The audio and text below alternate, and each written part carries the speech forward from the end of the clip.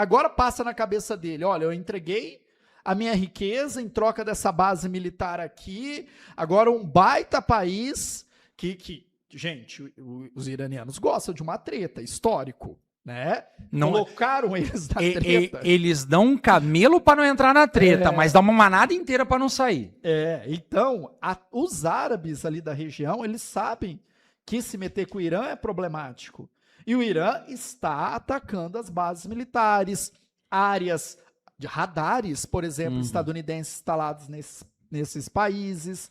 Alguns países são mais atacados que outros, por exemplo, como no caso Kuwait, que foi uma baita de uma invenção do Ocidente. Por exemplo, Omã, que tem uma relação mais equilibrada com o Irã, não é tanto atacado, nem as bases militares estadunidenses, mas todas as bases foram destruídas.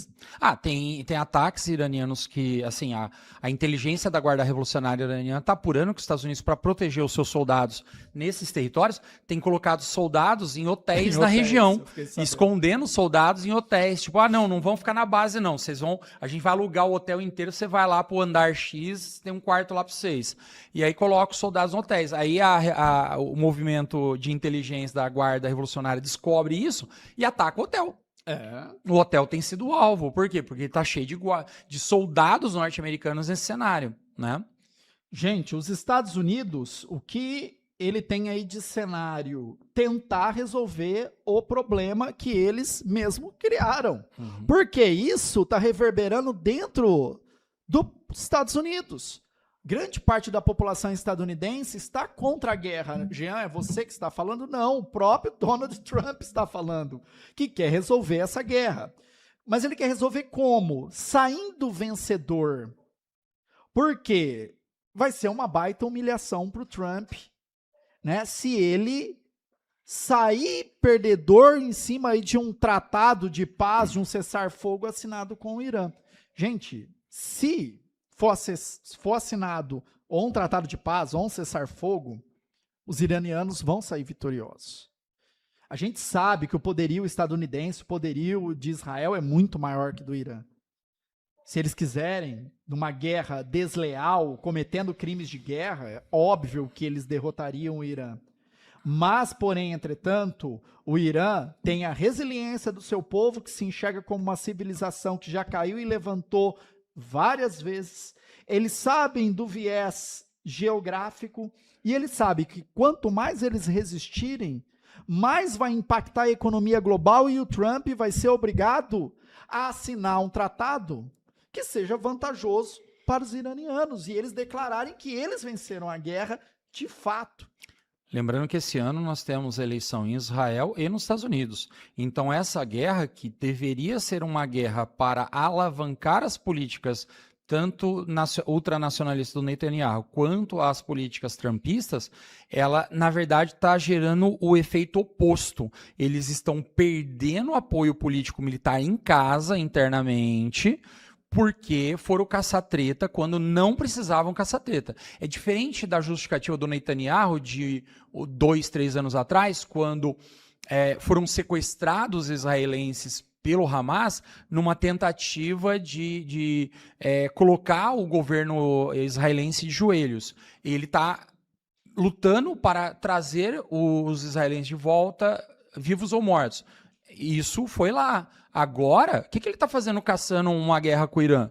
Colocando o Israel numa linha de fogo. O Irã já provou que com uma quantidade razoável de mísseis e drones, eles rompem o escudo.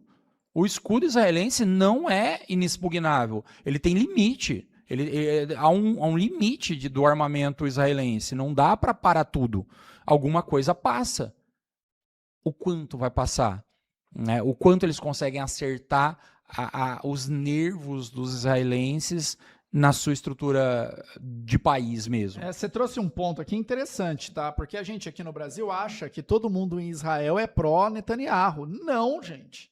Você tem progressistas, você tem pessoas que são opositoras ao regime de Netanyahu, que é contrário a essas ações militares que ele realiza no sul do Líbano contra o Hezbollah. que mata milhares de civis que não têm conexão alguma com o Hezbollah, são contrários a esses ataques no Irã, dentro de Israel, como nos Estados Unidos, que é altamente polarizado. Você tem lá mais de 50% que é contrário ao governo de Donald Trump hoje. E essa guerra elevou o custo de vida para o cidadão médio estadunidense, que é aí que pega. Se você tira, né, o Bernardo acabou de falar, né, que o cidadão estadunidense não é um cara, né, provido ali de uma análise mais ampla de mundo, né, que é um cara mais que gosta de consumir. Se você tira aquilo que ele mais gosta de fazer, que é ir no Walmart, lotar carrinho, encher o tanque do seu carro com gasolina para ele viajar pelo país, ele vai começar a ficar pé da vida contra o governo de Donald Trump e aí ele vai ter uma derrota nas próximas eleições. Eu não estou falando de eleição presidencial. Eleição que vai ajudar ele a governar ou não o país. Que ele sofrer até um impeachment se ele tiver aí minoria se ele perder as maiorias das duas casas, ele vai sofrer impeachment. Porque a pressão é muito grande. A pressão é muito grande. A pressão é muito grande. Então, gente, precisamos entender isso. Dá a impressão, vivendo aqui no Brasil e seguindo as notícias que são mostradas na TV aberta, que, nossa, todo mundo de Israel é pró-Netanyahu. Gente, houve uma comoção e é claro, quando o Hamas adentra o território israelense, mata pessoas dos kibbutz, né, comete toda aquela carnificina triste, houve sim, né, o clamor popular para uma reação, mas hoje isso já diminuiu demais. Já diminuiu demais. Então, um ponto para a gente aí analisar a situação também do Netanyahu em relação a essas ações. E o Irã mostra-se o quê? Resiliente. Pode explodir, pode matar, mata os líderes, vai lá, sobe outro no lugar. Eles produzem mais mísseis.